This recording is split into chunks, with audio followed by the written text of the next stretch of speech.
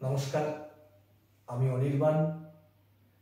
আমার রিসেন্ট ভিডিওগুলো আপনারা যারা দেখেছেন তারা জানবেন যে রিসেন্টলি আমি ইস্ট সিকিমের বাইক রাইড কমপ্লিট করেছি। প্রত্যেকটা ভিডিওতেই রেলেভেন্ট ইনফরমেশন আপনাদের অ্যাজ মাচ অ্যাজ পসিবল দেওয়ার চেষ্টা করেছি, বাট তারপরেও আমার মনে হয় আরও কিছু ইনফরমেশন আপনাদের কাছে যদি থাকে তাহলে আপনারা যখন ইস্ট সিকিমে যাবেন বা ইস্ট সিকিমে বাইক রাইড করবেন তাহলে আপনাদের আরও একটু সুবিধা হবে। তাই এই ভিডিওতে আমি আপনাদের সাথে 5টা মেইন ইনফরমেশন শেয়ার করব। নাম্বার 1 হচ্ছে ইস্ট সিকিমে যখন আপনারা যাবেন তখন প্রপার ট্যুর প্ল্যান বা আইটিনারি আপনাদের কি হওয়া উচিত। নাম্বার 2 হচ্ছে এই ট্রিপের এস্টিমেটেড বাজেট।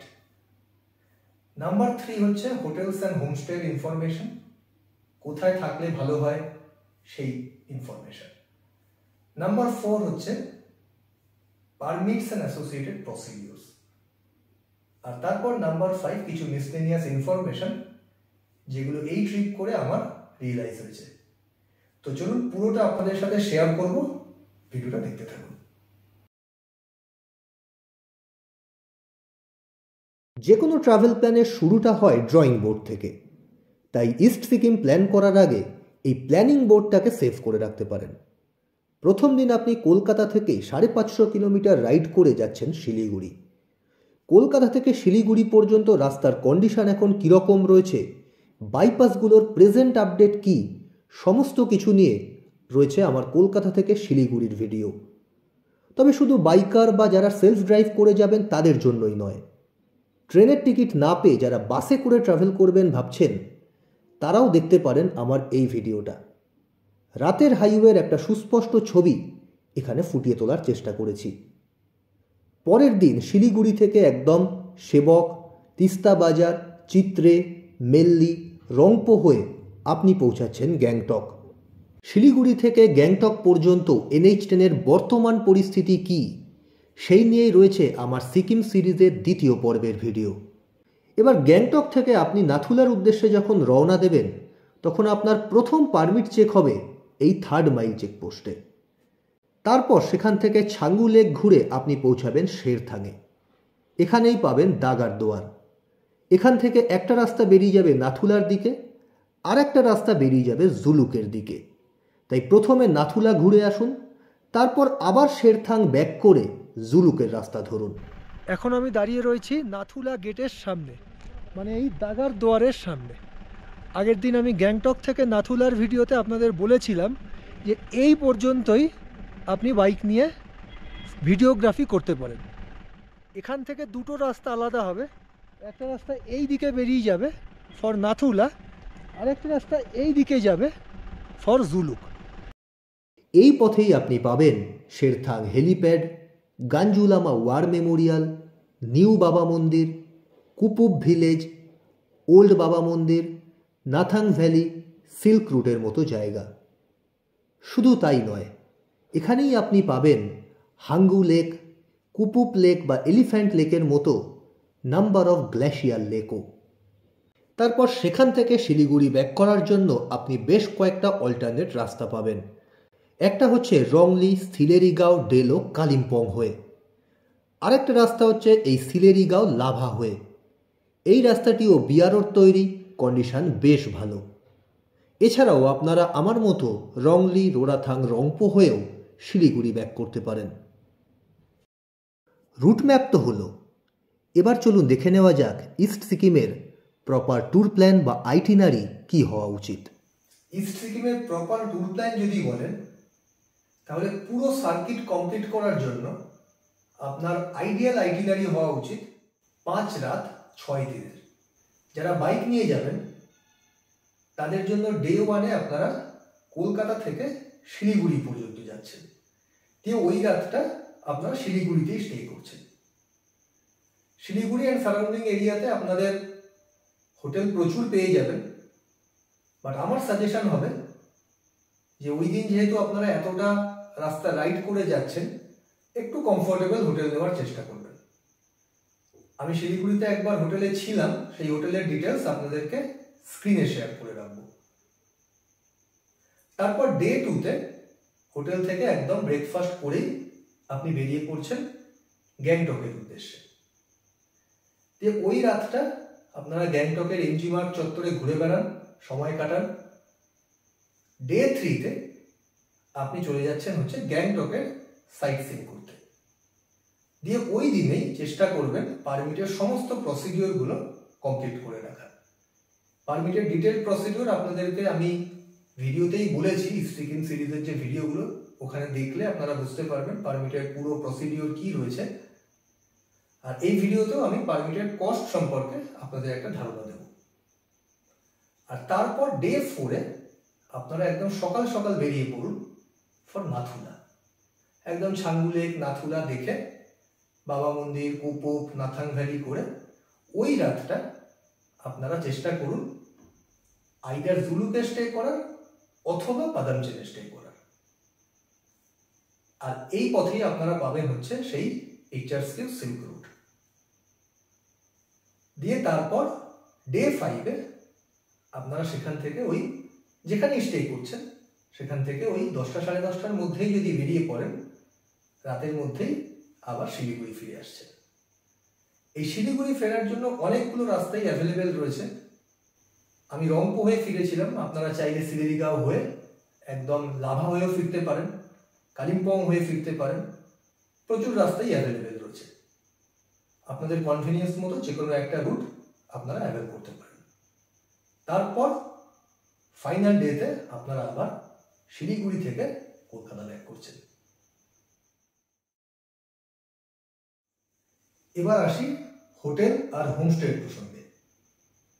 প্রথম দিন আপনারা কলকাতা থেকে শিলিগুড়ি পর্যন্ত যাচ্ছেন, গিয়ে ওই রাতটা আপনারা শিলিগুড়িতেই কাটাচ্ছেন। যেমনটা আপনাদের অলরেডি বললাম যে শিলিগুড়িতে আপনাদের প্রচুর হোটেলের অপশন রয়েছে, বাট আমার সাজেশন হবে চেষ্টা করবেন ওই রাতটা সেবক রোডের কাছাকাছি কোনো জায়গায় হোটেল নিতে। কারণ নেক্সট ডে আপনাকে কিন্তু এই সেবক রোড ধরেই গ্যাংটকের দিকে যেতে হবে। আমি শিলিগুড়িতে সেভাবে কখনো স্টে করিনি, বাট একবার হোটেল নীলাদ্রি গ্যালাক্সিতে স্টে করেছিলাম। হোটেলটা বেশ ভালো, ওর ডিটেলস আমি স্ক্রিনে শেয়ার করে রাখবো। আর তারপর গ্যাংটকে গিয়ে আমি এবারে ছিলাম হচ্ছে হোটেল সিদ্ধিবিনায়ক রিজেন্সিতে। ওখানেও বাইক পার্কিং করার জায়গা রয়েছে। হোটেলের ডিটেলস আমি ভিডিওতে অলরেডি শেয়ার করে রেখেছি, তাই ভিডিওগুলো আপনারা দেখতে পারেন। আর তারপর নেক্সট ডে আপনি যখন জুলুক বা পাদামচেন যেখানেই স্টে করেন, ওখানে কিন্তু হোটেল সেভাবে নেই, তবে হোমস্টের অপশন রয়েছে। ইভেন কুপুক বা নাথাং ভ্যালির ওখানেও হোমস্টে রয়েছে, বাট সেই হোমস্টের সংখ্যা কিন্তু অনেক কম।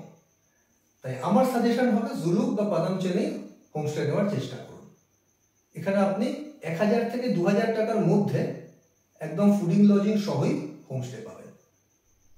বাট একটা কথা বলে রাখি যে সিজন অনুসারে হোমস্টের ট্যারিফও কিন্তু একটু অদল বদল হয়।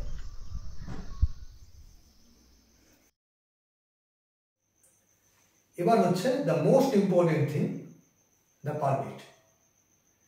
ইস্ট সিকিমে ট্রাভেল করার সময় গ্যাংটকের পর আপনি যখন ছাঙ্গু, নাথুলা, বাবা মন্দির, সিল্ক রুটের দিকে যাবেন, তখন অবশ্যই আপনাকে পারমিট করাতে হবে। আর এটা কিন্তু এমন নয় যে শুধু যারা বাইক নিয়ে যাবে তাদেরকেই পারমিট করতে হবে। ইভেন যারা নর্মাল ট্যুরিস্ট তাদেরকেও কিন্তু এই জায়গাগুলোতে ভিজিট করার জন্য অবশ্যই রেস্ট্রিক্টেড এরিয়া পারমিট করাতে হবে। পারমিটের পুরো ডিটেল প্রসিডিউর আমি আমার নাথুলার ভিডিওটাতে অলরেডি আপনাদের সাথে শেয়ার করেছি, যে কি কি রকমের পারমিট হয়, কোন ডিপার্টমেন্ট এই পারমিট ইস্যু করে, etcetera etcetera. But most important যেটা, সেটা হচ্ছে পারমিটের খরচা কত, সেটা এই ভিডিওতেই আপনাদেরকে আমি বলবো। বাট তার আগে বলে রাখি যে কোন চেকপোস্টে কোন পারমিট দেখে। গ্যাংটক থেকে আপনি যখন স্টার্ট করলেন ফর নাথুলা, ফার্স্টেই আপনার আসবে হচ্ছে 3rd মাইল চেকপোস্ট। ওখানে অনলাইন পারমিটের 2টো কপি রেডি রাখবেন। একটা কপি ওরা জমা নিয়ে নেবে, আরেকটা কপিতে একটা নাম্বার বসিয়ে আপনাকে ফেরত দিয়ে দেবে। ওই কপিটাই আপনার সাথে রাখতে হবে। এরপর আপনি পৌঁছাবেন হচ্ছে সারাথানে, অর্থাৎ নাথুলা গেটে, যেটা আমি দেখিয়েছিলাম দাগার দুয়ার, ওখানে আপনার আবার পারমিট চেক হবে।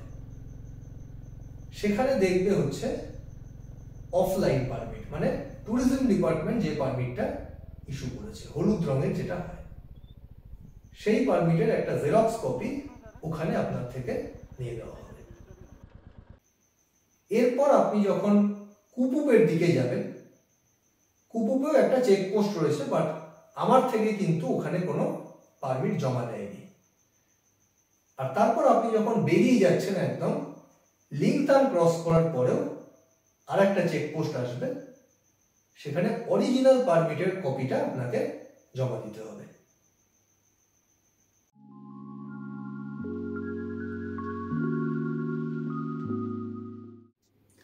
এবারে হচ্ছে বাজেট। আমি এই 5 রাত 6 দিনের প্ল্যানে একদম ডে ওয়াইজ এবং আলাদা আলাদা হেড ওয়াইজ এক্সপেন্ডিচারগুলোকে সেগ্রিগেট করার চেষ্টা করেছি। প্রথম দিন আপনার 3টে হেডে মেনলি এক্সপেন্ডিচার হচ্ছে। একটা হচ্ছে ফুয়েল কস্ট, একটা হচ্ছে আপনার খাওয়া দাওয়া, আর একটা হচ্ছে হোটেলের কস্ট। আপনি যদি ফুয়েল কস্ট দেখেন তাহলে কলকাতা থেকে শিলিগুড়ি পর্যন্ত অ্যাপ্রক্সিমেটলি ওই 550 কিলোমিটার মতো আপনাকে কিন্তু রাইড করতে হচ্ছে। ক্লাসিকে আমি মোটামুটি ওই 35-36 মতো মাইলেজ পেয়েছি। সো ধরে নিতে পারেন আপনার 1500 টাকা থেকে 1600 টাকার মতো পেট্রোল লাগছে প্রথম দিন। তারপর শিলিগুড়িতে পৌঁছে আপনাকে একটা হোটেল নিতে হচ্ছে, অ্যাপ্রক্সিমেটলি সেখানেও আপনার 1000 টাকার মতো খরচা হচ্ছে। আর তারপর সারা দিনে খাওয়া দাওয়া বাবদ যদি আমি 600 টাকা ধরি, তাহলে প্রথম দিনে টোটাল এক্সপেন্ডিচার দাঁড়াচ্ছে আপনার 3200 টাকা। এবার আসি দ্বিতীয় দিনে। দ্বিতীয় দিনে এই সেম হেডেই আপনার মেনলি এক্সপেন্ডিচার। দ্বিতীয় দিন আপনি শিলিগুড়ি থেকে গ্যাংটক পর্যন্ত যাচ্ছেন, অর্থাৎ অ্যাপ্রক্সিমেটলি আপনাকে 115 থেকে 120 কিলোমিটার মতো যেতে হচ্ছে। বাট এই দিনে কিন্তু আপনার প্লেনসের পাশাপাশি কিছুটা অংশ হিলসেও রাইড করতে হচ্ছে, তাই মাইলেজ একটু ড্রপ করবে। তাই এই দিনে আমি মাইলেজ ধরেছি ওই 25 থেকে 26 মতো। তাতে আপনার পেট্রোল কস্ট দাঁড়াচ্ছে ওই 500 টাকা মতো।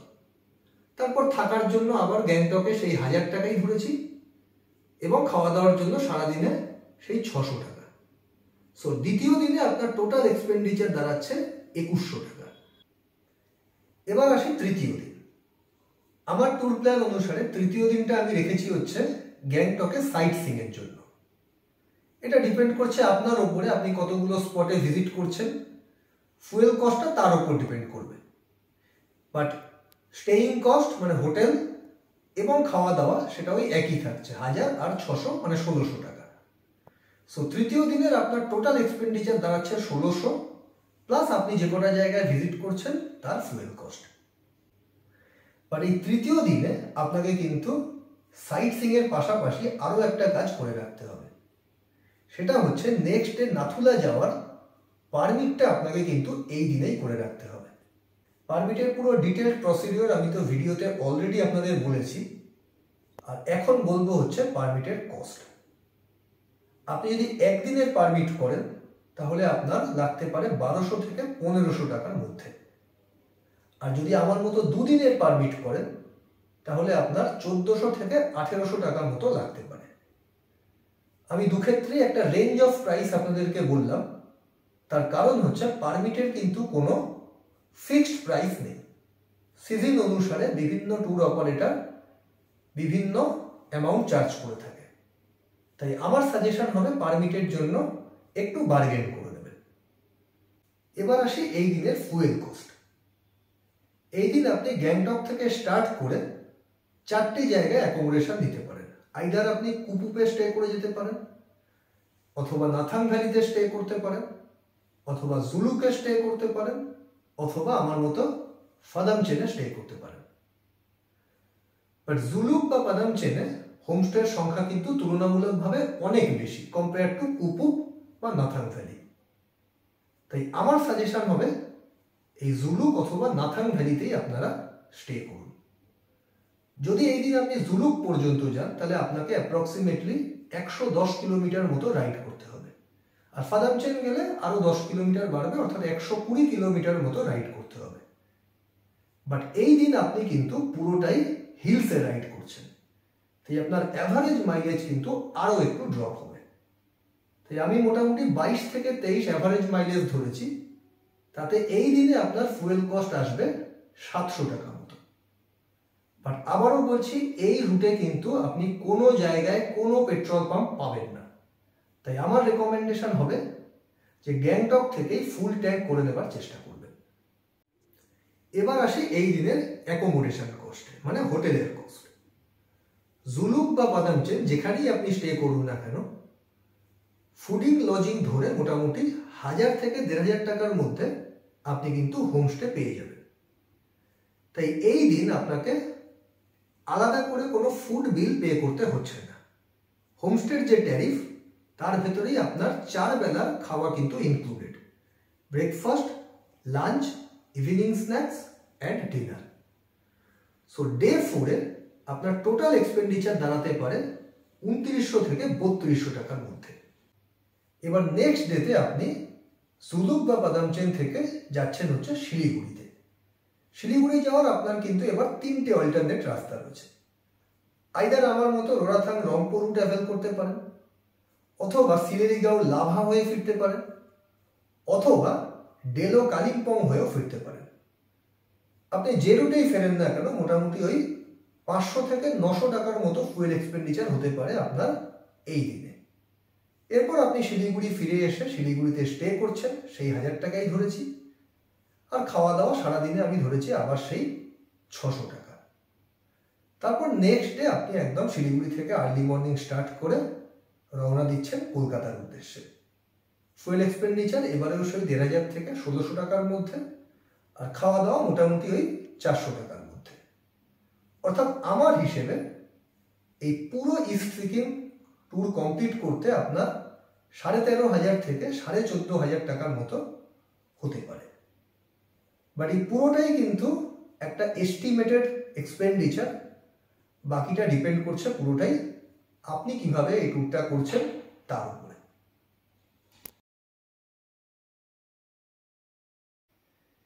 এবারে আসি আরো একটা গুরুত্বপূর্ণ ইনফরমেশন, সেটা হচ্ছে মোবাইলের নেটওয়ার্ক।